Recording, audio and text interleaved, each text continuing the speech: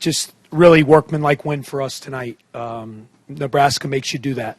I have so much respect for what Tim does with his team, and they're so well schooled defensively. They really are. I mean, they make you work really hard to score. Their principles are great, and they have two guards that just are relentless with their pressure on you, and with Watson and Webster. And with guys like that, you're not going to stop them. So really, it's about trying to make them take a lot of shots to get their points, and I thought we did a good job with that. I think they took 38 shots to get 37 points.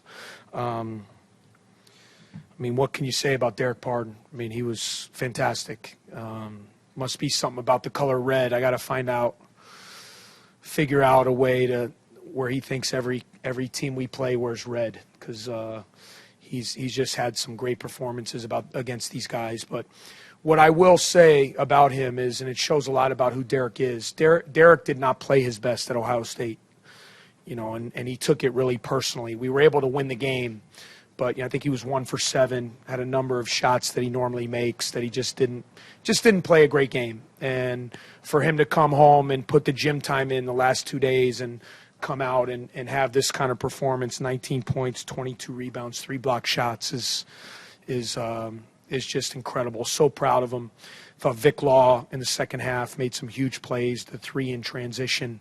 Certainly with BMAC, the shooting's not there, but the leadership is. The guys, you guys see what it's like when he's not on the floor. I mean, he just makes us go, gets us in our stuff. And I thought Isaiah Brown's minutes, especially in the first half, Scotty's back was bothering him a little bit tonight. He came down with some back spasms at the end of the Ohio State game, and you could just tell he wasn't moving great, and I was proud of him for gutting it out.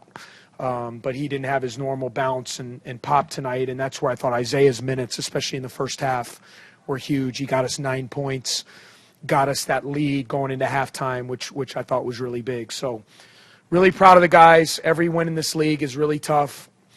Everybody's good. I was proud of our focus on this game.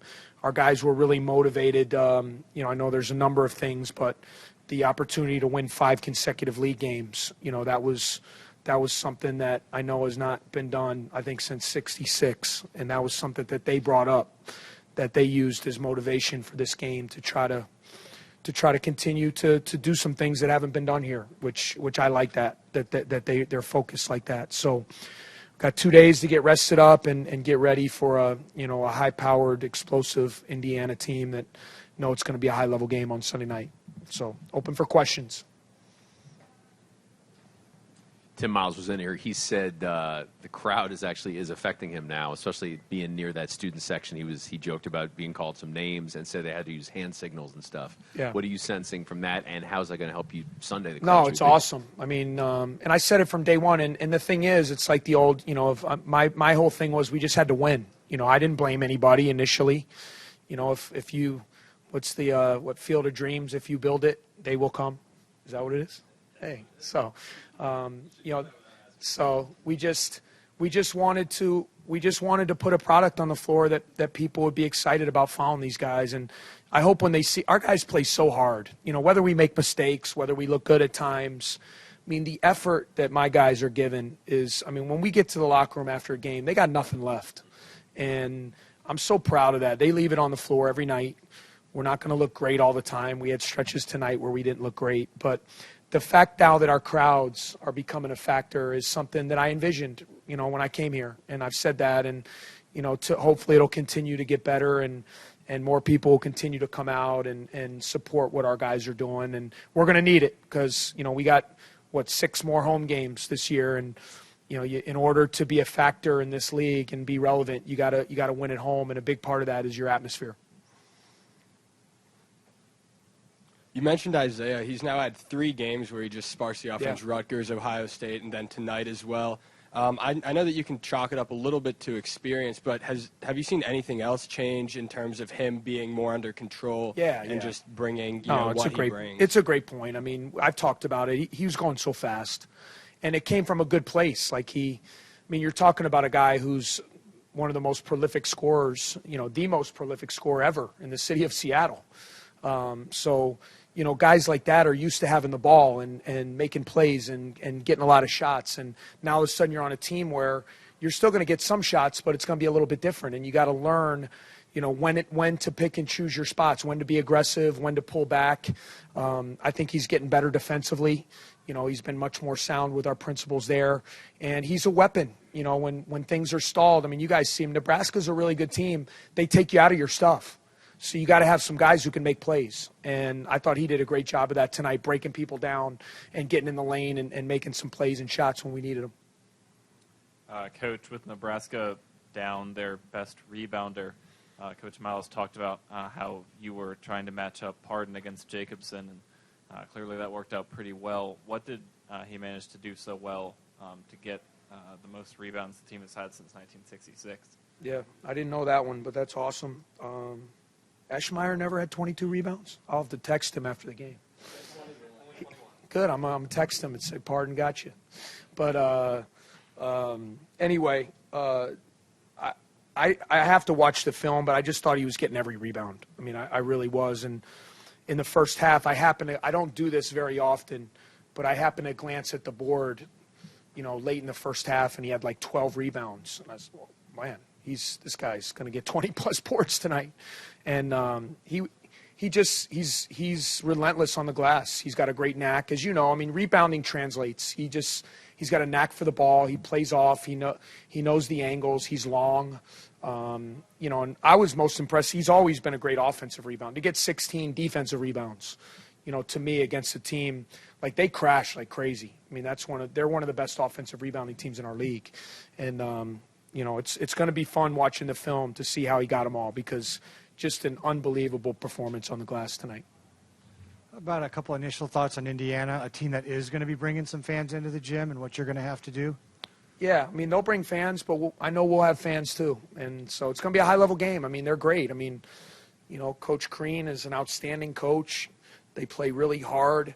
They play fast. They're one of the most prolific scoring offenses. With their pace and their tempo, they put constant pressure on you. They have a guy on their team in James Blackman that can go for 40-plus points in a game, which is always pretty scary. Thomas Bryant, who's an outstanding big guy. Robert Johnson, who's played a lot since, they got veteran guys that are really good. They're athletic, they're quick, they're skilled. It's going to be a big challenge. It's going to be a big challenge, and we're going to need these next 2 days to try to put a game plan together.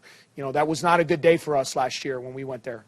They handled us. They handled us right from the jump. And, I know a lot of guys on our team are excited about trying to play better. That was not one of our finer moments last year when we played those guys. So hopefully we can do a better job in defending them and being more poised on the offensive end.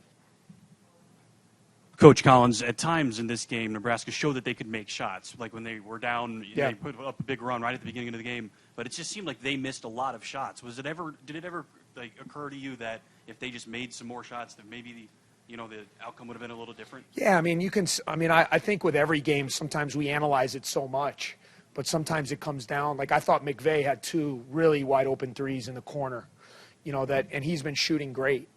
And he missed them, and I think Law made one, Lumpkin made one, McIntosh made, we had, so sometimes, I forget what broadcaster, I know it's not my old man because I know all his sayings, but somebody always says it's a make or miss league, and sometimes we can analyze a lot of stuff, but when you get open shots, do you make them?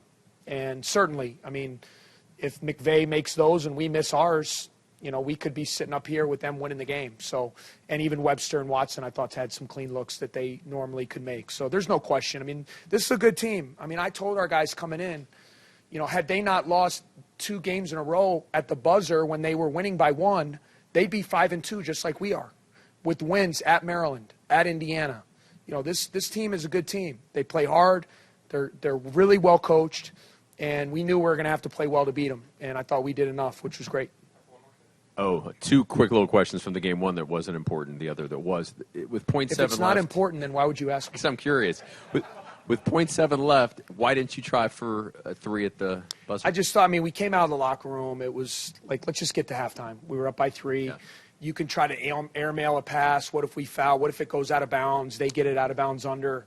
Like, we were already in halftime mode, and I hated that it came to that. I wish we would have been able to just stay on the floor, both teams. So I said, just get the ball in. Let's go to halftime. It's going to be our ball to start the second half. And the moment that kind of did matter, Isaiah is on the ground, and he's still trying to grab a steal from the big guy. I thought that just kind of symbolized his feistiness and stuff. Did you see that moment? Although I would have liked him not to foul. So, but, I mean, we have a feisty team. I mean, a lot is talked about, a lot of, how do we shoot and three-point shooting and all that. But we have blue-collar guys. I mean, we compete. We battle. And like I said, we don't look great all the time. I mean, but the one thing I know about my guys is they're going to battle and they're going to fight and give everything they have. And it's made it a really fun team to coach.